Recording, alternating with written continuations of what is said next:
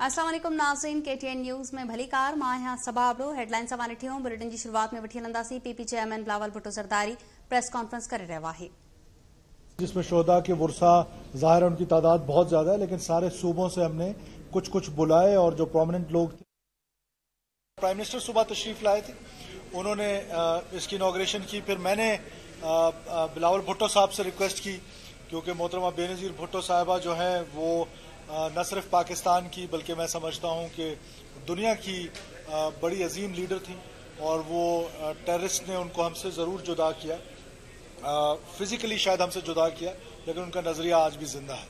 और हमने ये वॉल बनाने का मकसद भी ये था कि हम तो यहाँ परमानेंट नहीं रहेंगे, लेकिन जो भी यहाँ पे रहे कि ये जो अपीजमेंट की पॉलिसी है, जब यहाँ से गुजरेगा इन वॉल्स से तो इन शोहदा की तस्वीरें दोनों तरफ देखेगा तो शायद इम्पीचमेंट पे ना जाए। और हमारा जो एक रियासत का स्टैंड होना चाहिए कि जब भी हम बातचीत की बात करते हैं, किसी दहशतगर्द से बात करनी है तो दहशतगर्द जो है रियासत के पास वो अख्तियार नहीं है, वो उनके पास है। बेनज़ीर साहिबा के कातिल को माफ करने का अख्तियार बिलावल साहब के पास है, वो रियासत के पास नहीं है। तो ये मकसद था, और प्राइम मिनिस्टर साहब भी तशरीफ लाए थे, अभी बिलावल साहब भी तशरीफ लाए, उन्होंने मोहतरमा बेनज़ीर भुट्टो साहिबा की तस्वीर लगाई वहाँ पर। प्राइम मिनिस्टर ने सुबह सिफत गजूर साहब की तस्वीर लगाई, तो और हमारे जस्टिस साहिबान जो शहीद हुए थे उनके बेटे भी आए हुए थे। सो मैंने बिलावल साहब को इसलिए तकलीफ दी, सो नाइस ऑफ हिम, और मैं शुक्रगुजार हूँ चेयरमैन साहब का कि वो तशरीफ लाए, न सिर्फ मिनिस्ट्री ऑफ इंटीरियर को इज्जत बख्शी, बल्कि ये जो हमारा एक कॉन्सेप्ट है कि अपने शोहदा को याद रखना है और उनकी जो अजीम कुर्बानी है उसको याद रखना है, उसके लिए तशरीफ लाए। सर मैं आपका शुक्रगुजार हूँ, थैंक यू।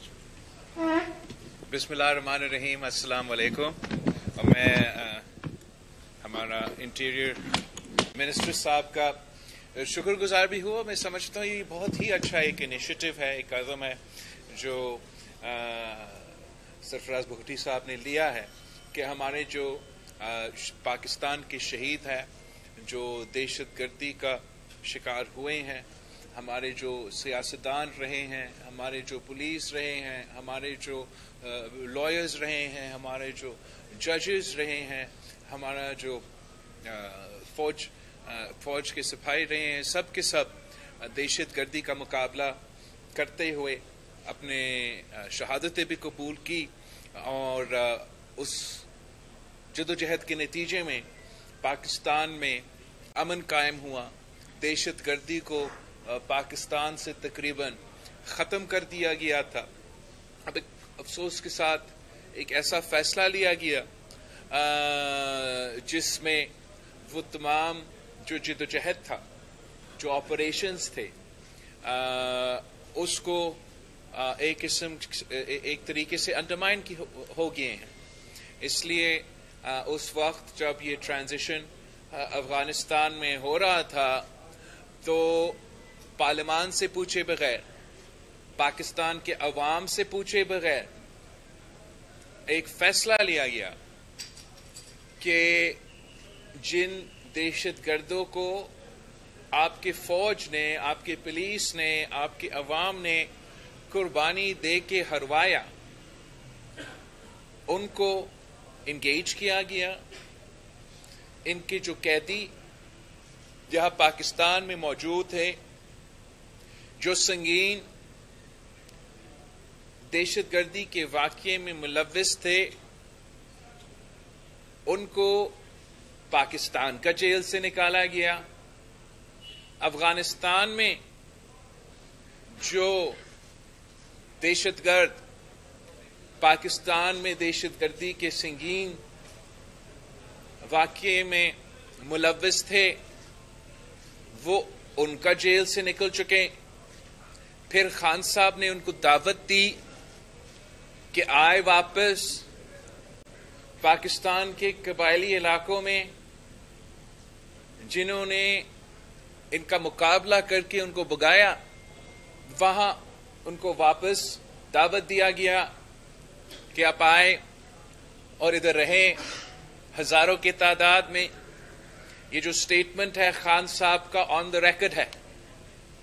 जब हम हुकूमत में थे, खान साहब ऑपोजिशन में था, तो ही हैज पब्लिकली एक्सेप्टेड कि ये जो लोग थे अफगानिस्तान से, उनको इधर पाकिस्तान में ایک بار پھر مسلط کرنا تھا، اور اس اسٹریٹجی کے نتیجے میں، اس فیصلے کے نتیجے میں پاکستان آج ایک بار پھر دہشت گردی اور جگہ جگہ اب نظر آ رہا ہے، اور ہمارے فوج، ہمارے پولیس آج بھی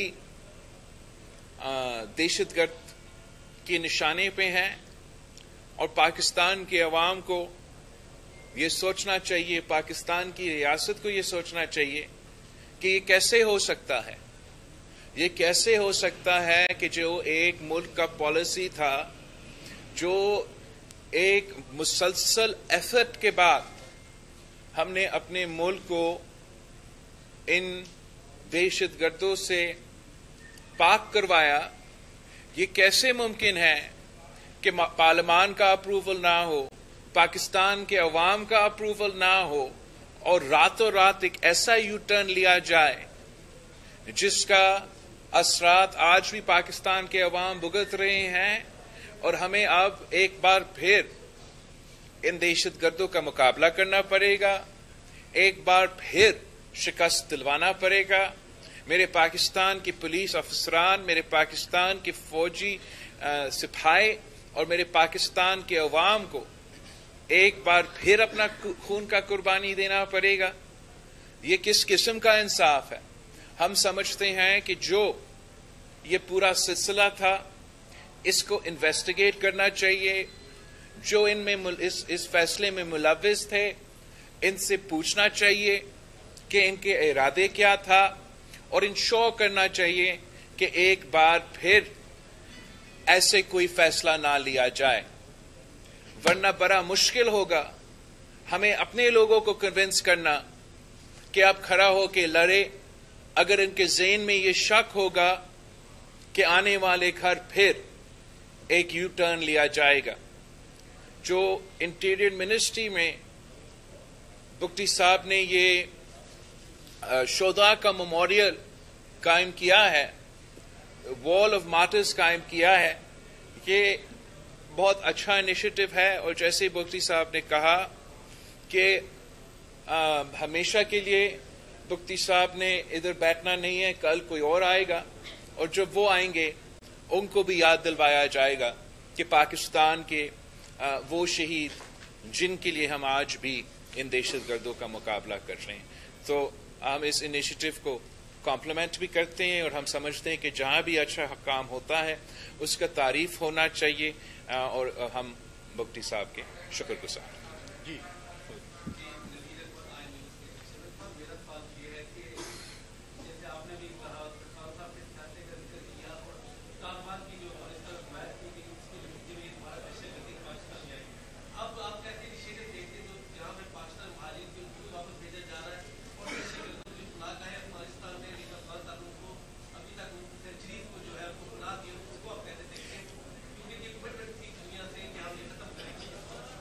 تو آپ کا بہت اچھا سوال ہے، میں اس کا جواب اس طریقے سے دوں گا کہ میرا جو پریفرنس ہے یا جو میرا پرائیورٹی ہے وہ لوگ ہیں، وہ دہشت گرد ہیں جو پاکستان کی سنگین دہشت گردی کے واقعے میں ملوث تھے، اور ان کو پاکستان واپس بلایا گیا، ان کے لوگوں کو پاکستان واپس بلایا گیا۔ اب میرا خیال میں وہ ہمارا پرائیورٹی ہونا چاہیے کہ ان لوگوں کو ہم نے قانون کے کتارے میں کھڑا کرنا ہے۔ جہاں تک افغانستان کے ساتھ تعلقات ہیں، جہاں تک افغانستان کے ساتھ ہمارے ایشوز ہیں، وہ ہمارا امید ہے کہ ہم مسلسل انشاءاللہ ان کے ساتھ انگیج کرتے رہیں گے۔ ہم نے بھی اپنا دور میں ان سے انگیج کیا، اور امید ہے کہ آج بھی ان سے انگیج کر رہے ہیں۔ نہ پاکستان نہ افغانستان دہشت گردی سے پاک ہو سکتا ہے جب تک ہم مل کے ان کا مقابلہ کریں۔ ستی صاحب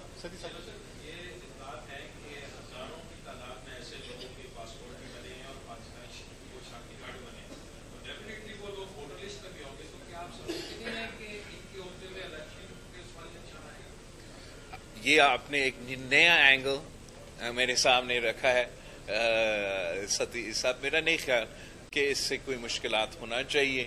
الیکشن میں ہم بلیو کرتے ہیں فری اور فیئر الیکشنز میں 1 man 1 vote پہ, اور امید ہے کہ یہ مسئلہ نہیں بنے گا الیکشن. صحیح صاحب.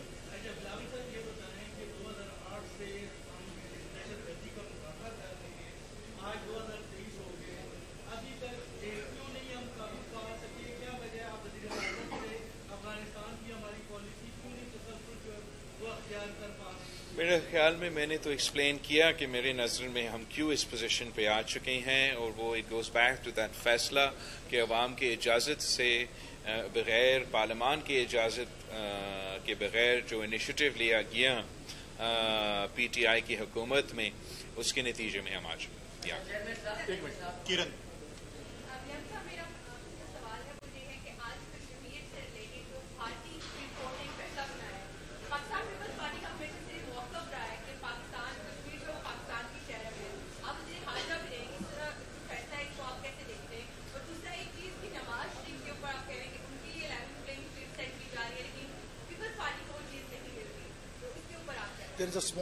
ہم سیاسی سوال کے جواب نہیں دیں گے. ہم مفتی صاحب پہ کوئی مشکلات پیدا نہیں کرنا پڑیں گے, لیکن کشمیر کا جو سوال ہے اس کے میں ضرور جواب دینا چاہوں گا کہ یہ ایک بار پھر ثابت ہو گیا ہے. اگر ایک مزید ثبوت کی ضرورت تھا تو مزید ثبوت مل چکا ہے کہ جو بھارت ہے وہ انٹرنیشنل لا کو, انٹرنیشنل لا نارمز کو, یونائٹڈ نیشنز کے پوزیشنز کو نہیں مانتے, اور جو دنیا کی طاقتیں ہیں ان کو سوچنا پڑے گا کہ وہ کب تک اپنا دوست کا اس قسم کی رویہ کو قبول کریں گے, جہاں وہ انٹرنیشنل لا کو, یونائٹڈ نیشنز ریزولوشنز کو بار بار وائلیٹ کرتے رہتے ہیں. بھارت کا پارلیمنٹ ہو, بھارت کا عدلیہ ہو, وہ یونائٹڈ نیشنز کے سیکیورٹی کاؤنسلز کے ریزولوشنز کو ری رائٹ نہیں کر سکتے ہیں. وہ انٹرنیشنل اگریمنٹس کو ری رائٹ نہیں کر سکتے ہیں. وہ اپنے آپ سے جتنا بھی جھوٹ کہیں, وہ جتنے بھی بار یہ اپنے عوام کو اور دنیا کو بتانے کی کوشش کریں کہ کشمیر ان کا حصہ ہے, as far as the United Nations is concerned, as far as international law is concerned, Kashmir is a disputed territory to be solved in accordance with international law. ایک منٹ.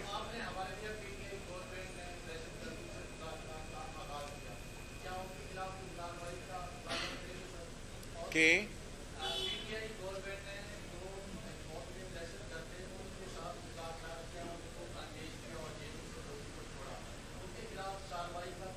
میرا اس ایشو پہ یہ مطالبہ ہے کہ ہم اس چیز کو انویسٹیگیٹ کریں, اور یہ کیسے ممکن ہے کہ پروسیجرز فالو کیے بغیر ایسا ایک اتنا بڑا فیصلہ لیا گیا جو پاکستان کی نیشنل سیکیورٹی کے لیے نقصان دہ تھا, اور اس پھر انویسٹیگیشن کے نتیجے میں ایسا فیصلے لیا جائے جس سے ہمیشہ کے لیے ہم اس چیز کو روک سکتے ہیں کہ آگے جا کے ایسے پھر کوئی حادثہ نہ ہو. ایک منٹ یار مریم.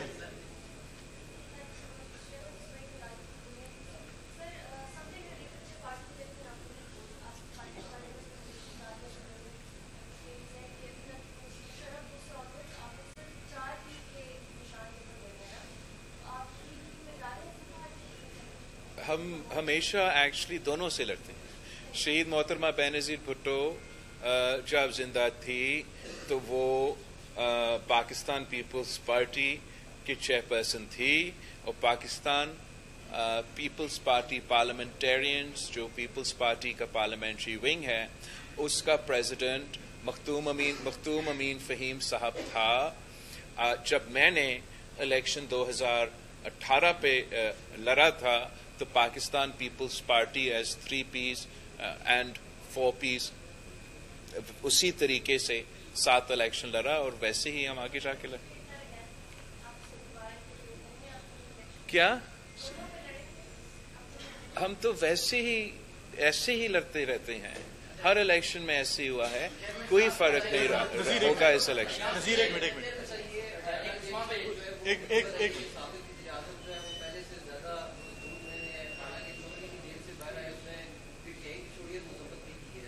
تو پولیٹیکل سوال نہیں ہونے کیا نو پولیٹیکل کوشچن بچے, نو پولیٹیکل کوشچن. آپ وزیر داخلہ نے تو منع کیا ہے.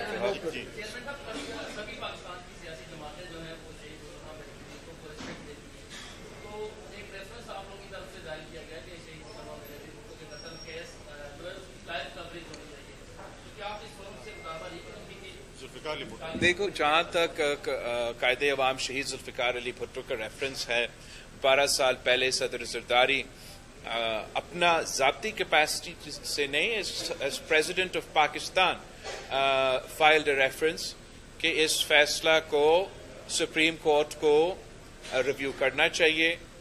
میں نے پھر 2018 میں ایک ایپلیکیشن ڈالا کہ اس کیس کو سننا چاہیے اور ہمیں اس کیس کا حصہ بنانا چاہیے. اب ہم بہت شکر گزار ہے جسٹس فائز عیسیٰ کا کہ یہ فیصلہ لیا گیا کہ ایک بار پھر اس کیس کو وہ سنیں گے. میں نے ساتھ یہ ضرور ایپلیکیشن ڈالا ہے کہ لائیو اس کیس کو چلایا جائے. یہ ایک تاریخی فیصلہ ہے اور جو ماضی میں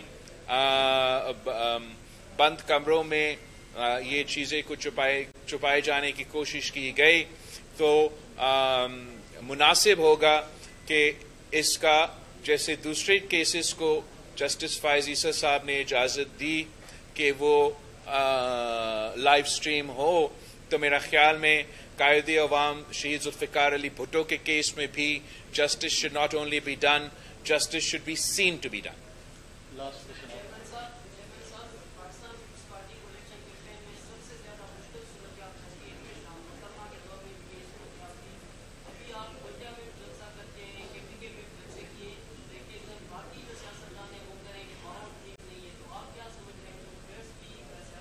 دیکھو ہم سیاسی لوگ ہیں, ہم نے تو الیکشنز لڑ رہے ہیں, ہم نے اپنے کیمپین چلانے ہیں جو بھی حالات ہو. اگر شہید محترمہ بینظیر بھٹو 2007 میں اپنی الیکشن کیمپین تب چلا سکتی ہے جب 18 اکتوبر کا واقعہ ہو چکا تھا, تو میں سمجھتا ہوں کہ میں تو 2023 یا 2024 کا جو الیکشن کیمپین ہے کمپلسری.